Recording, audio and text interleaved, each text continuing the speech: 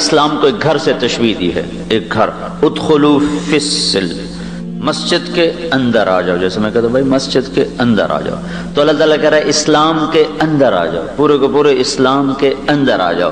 تو یہاں اللہ تعالیٰ نے اسلام کو تشبیہ دی ایک گھر کے ساتھ. فی کا لفظ اسلام کو ایک گھر کے مشابہ بنا رہا ہے، اور گھر ہمیشہ بنیادوں سے اٹھایا جاتا ہے، چھت پہ جا کے مکمل ہوتا ہے.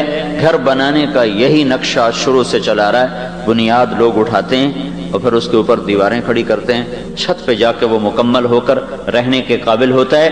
اللہ تعالیٰ نے کہا اسلام میں داخل ہو، گھر سے تشبیہ دی.